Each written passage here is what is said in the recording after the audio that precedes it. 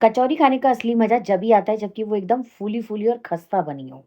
कोई भी त्योहार हो, किसी मेहमान ने आना हो, तो अगर आप ये वाली रेसिपी जो कि मैंने बनाई है प्याज़ की स्पेशल जोधपुरी कचौरी बनाकर खिलाएँगे जिसके साथ ना किसी सब्ज़ी, ना अचार, चटनी किसी चीज़ की ज़रूरत नहीं पड़ेगी। तो एकदम खस्ता बनेगी। वैसे आप चाहें तो इसके साथ आलू की बढ़िया हलवाई स्टाइल सब्ज़ी भी तैयार कर सकते हैं जिसकी रेसिपी मैंने कई बार चैनल पर डाली हुई है। आप जाकर देख सकते हैं और पूरी रेसिपी ट्राई कर सकते हैं। Hello friends, welcome to my channel easy and tasty. इसके लिए सबसे पहले मैंने 2 कटोरी मैदा लिया है, आधा चम्मच नमक और अगर आपको कचौरी खस्ता बनानी है ना, तो 1/4 टीस्पून के लगभग या तो बेकिंग सोडा या बेकिंग पाउडर जो आपके पास हो वो ज़रूर डालिए। थोड़ी-सी अजवाइन हाथों में क्रश करके डाल दिए। मैं बिल्कुल आपको कटोरी से नाप बताऊँगी तो कोई नापने-तोलने का चक्कर ही नहीं। 2 कटोरी मैंने भर के मैदा लिया है और टोटल इसके अंदर 7 कचौरी बन के तैयार होंगी। कचौरी थोड़ी बड़े साइज़ की बनेगी और 3 या 4 जनों के लिए परफेक्ट है। 2 कटोरी मैदा में 1/4 कटोरी के लगभग मैं जो है इसके अंदर रिफाइंड या देसी घी जो आपका मन हो वो डाल लीजिए। मैंने वैसे देसी घी का इस्तेमाल किया है और पूरा 1 कटोरी के लगभग पानी लगेगा और बिल्कुल नरम मुलायम डो हमारा बन के तैयार होगा। जिस कटोरी से आप भर के मैदा नापे ना उसी कटोरी से पानी लीजिए और उसी कटोरी से घी या रिफाइंड ऑयल। तो नाप बिल्कुल परफेक्ट रहेगा और 1/4 चम्मच के लगभग मैंने इसमें बेकिंग पाउडर मिलाया है और आधा चम्मच नमक मिलाया है, थोड़ी-सी अजवाइन मिलाई है। बिल्कुल इसका एक नरम डो बनाकर तैयार कर लेंगे। इस बात का खास ध्यान रखना है कि कचौरी बनाते समय डो हमेशा नरम होना चाहिए। पूड़ी बनाते समय जो डो है ना वो एकदम हार्ड रखिए, मट्ठी बनाते समय हार्ड रखिए और कचौरी बनाते समय एकदम नरम, क्योंकि इसके अंदर जो भाप बनेगी ना जब हम इसे तेल में डालेंगे, उसी की वजह से कचौरी फूलती है और सबसे ज़्यादा फूलेगी ये हमने जो बेकिंग पाउडर डाला है। बहुत बढ़िया एकदम आप बिलीव नहीं करेंगे, बिल्कुल गुब्बारे जैसी कचौरियाँ मेरी बनके तैयार हुई थी। अच्छे से आटे को गूँध लिया है और अब हम इसे 10 से 15 मिनट तक के लिए रेस्ट करने के लिए रख देंगे। जितनी देर ये कचौरी का आटा हमारा रेस्ट करेगा, यानी कि मैदा, उतनी देर हम इसके लिए फिलिंग बना लेंगे। बढ़िया प्याज़ की कचौरी बनाएँगे। 1 से डेढ़ चम्मच के लगभग मैंने रिफाइंड ऑयल एक फ्राइंग पैन में गरम किया है। आधा छोटा चम्मच इसमें जीरा डालेंगे, 1/4 टीस्पून हम इसके अंदर हींग डाल देंगे। आधा चम्मच के लगभग मैंने इसके अंदर दरदरी पीसी हुई सौंफ डाल दी है। सौंफ 1 चम्मच भी डाली जा सकती है, बहुत बढ़िया टेस्ट आता है। तीनों मसाले जब अच्छे से तड़कने लगेंगे तब 1 चम्मच भर के इसके अंदर पीसा हुआ अदरक डाला है। हम इसमें लहसुन, प्याज़ का इस्तेमाल नहीं करते हैं, आप चाहें तो सॉरी, प्याज़ की तो कचौरी है, गलती हो गई। कुल लहसुन का इस्तेमाल नहीं किया है। सारी अदरक और हरी मिर्च 2-3 डाल दी हैं और 2 बड़े साइज़ के प्याज़ थे उनको बिल्कुल बारीक-बारीक बैठ के 10 मिनट चॉप कर कर आए। आप देख लीजिए बिल्कुल बारीक है और ये चॉपर से नहीं होगी, क्योंकि अगर आप चॉपर से चॉप करेंगे ना तो उसका क्रंच खत्म हो जाएगा और ये थोड़ी-सी पीसी-पीसी सी हो जाती है। वो खाने में अच्छी नहीं लगती। तो बैठकर 10 मिनट लगाइए, लेकिन बारीक-बारीक बिल्कुल बारीक चॉप कीजिए और गैस का फ्लेम हाई रखिए। अब गैस का फ्लेम लो कर देंगे, 1 मिनट तक भून लेंगे। प्याज़ का क्रंच खत्म नहीं होने देना, बस हल्का-सा कच्चापन खत्म हो जाए और इसमें 3 बड़े चम्मच के लगभग मैंने इसके अंदर बेसन डाल दिया है। कई लोग इसमें आलू का इस्तेमाल भी करते हैं, पर मैंने इसमें आलू का इस्तेमाल नहीं किया है। आप चाहें तो कर सकते हैं, पर आलू के साथ में सब्ज़ी बना रहे हैं, तो कचौरी में आलू डालनी ज़रूरी नहीं है और प्याज़ की कचौरी का तो मज़ा ही प्याज़ से आता है। बस अच्छे से इसको लगातार चलाते हुए 1 डेढ़ मिनट तक लो फ्लेम पर भून लेंगे, ताकि जो बेसन का कच्चापन है वो खत्म हो जाए और खूब अच्छी खुशबू आने लगी है और बेसन अच्छे से भुन गया है। अब आधा चम्मच लाल मिर्च पाउडर, आधा चम्मच कश्मीरी लाल मिर्च पाउडर और बाकी के मसाले डाल देंगे। 1/4 टीस्पून के लगभग हल्दी पाउडर डाल दिया है, 1 चम्मच मैंने इसमें धनिया पाउडर डाल दिया है और स्वाद के अनुसार 1 चम्मच ही इसके अंदर हम नमक डाल देंगे। नमक आप अपने टेस्ट के हिसाब से थोड़ा-सा एडजस्ट कर लीजिए। ये सेंधा नमक है तो थोड़ा-सा कम डाला जाता है, थोड़ा-सा ज़्यादा डाला जाता है, क्योंकि ये थोड़ा-सा कम नमकीन होता है। 1 चम्मच छोटा अजवाइन, 1 चम्मच चाट मसाला, आधा चम्मच अमचूर पाउडर, आधा चम्मच गरम मसाला। सारे मसाले डालने के बाद हम इसको अच्छे से मिक्स कर लेंगे और बहुत ही बढ़िया हमारा जो प्याज़ का मिक्सचर है ना फिलिंग वो बन के तैयार होगी। इस समय ये आपको अलग-अलग लग रही है, शायद इसीलिए लोग इसके अंदर जो है आलू मिला लेते हैं। पर मैं इसका आलू नहीं डाल रही हूँ, मैं इसके अंदर 2 चम्मच के लगभग सिर्फ़ पानी डालूँगी। पानी डालते ही क्या होगा, बेसन जो है वो इकट्ठा हो जाएगा और बिल्कुल बढ़िया हमारा फिलिंग जो है बन के तैयार होगी। ना तो कचौरी एक भी फटेगी और ना ही जो है वो कम खस्ता बनेगी, एकदम क्रिस्पी कचौरियाँ बन के तैयार होंगी। चाहे तो आप ये रेसिपी अपने घर में ट्राई कर सकते हैं और बाद में आके कमेंट कर सकते हैं। आप मेरी रेसिपीज़ को बेफ़िक्र होके ट्राई कीजिए। बस नमक और लाल मिर्च अपने परिवार के हिसाब से एडजस्ट कर लीजिए। फिर देखिए क्या बढ़िया-बढ़िया आपको रोज़ की रोज़ डिश खाने को मिलेगी।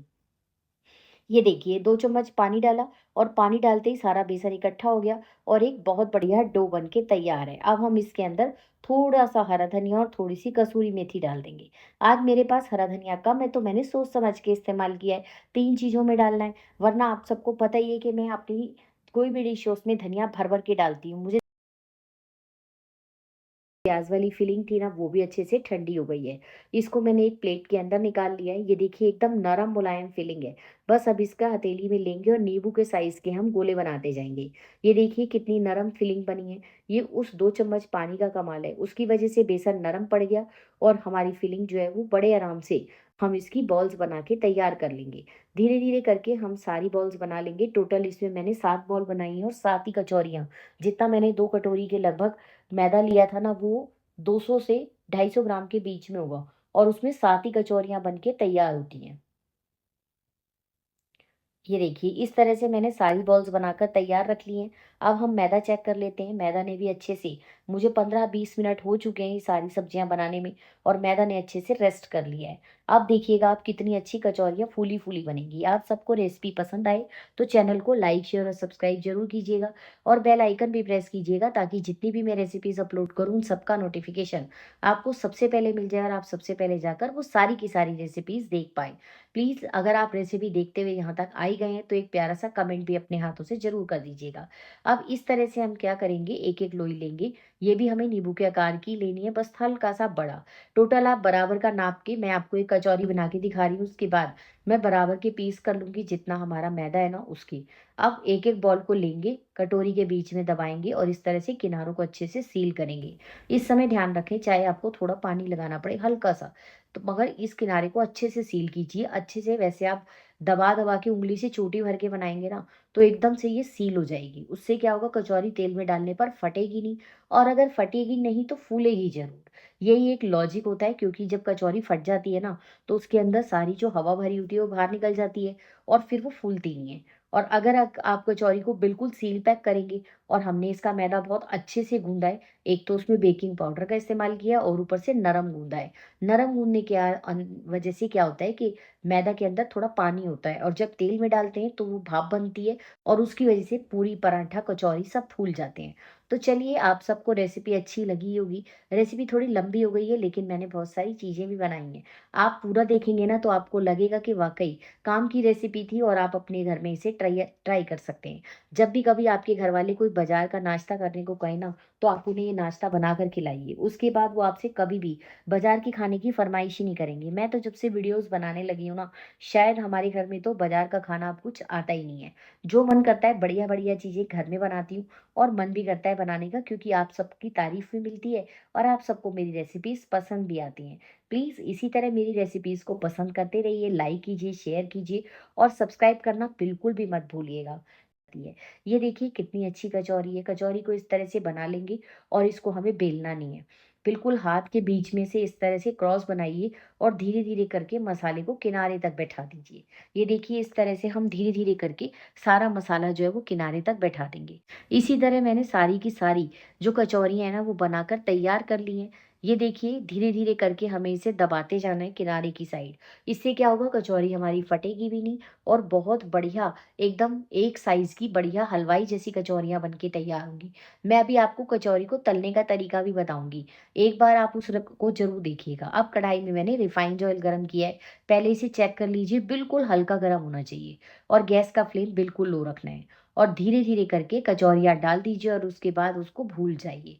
मतलब बिल्कुल नहीं भूलना है, थोड़ी देर के लिए भूल जाइए। यानी कि आप मान के चलिए कि इसे 4 से 5 मिनट तक बिल्कुल मत छेड़िए।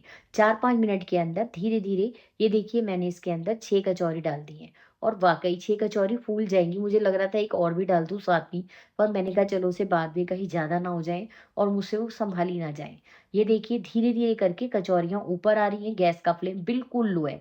जितना आप गैस का फ्लेम लो रखेंगे ना, आपकी कचौरी उतनी ही ज़्यादा फूली हुई और खस्ता बनेगी क्योंकि धीरे-धीरे इसके अंदर भाप बनती जाएगी और कचौरियाँ अपने आप फूल-फूल के और तैर-तैर के ऊपर की तरफ आती जाएँगी। अभी आप इनको देखते रहिए, मैं आपको हर स्टेज पे दिखाऊँगी, इसीलिए वीडियो थोड़ी लंबी हो गई है। अब बिल्कुल हल्के हाथ से ये 4 मिनट हो चुके हैं मुझे इसमें डाले हुए और 4 मिनट के बाद मैंने इसे हल्के हाथ से धीरे-धीरे पलट दिया है।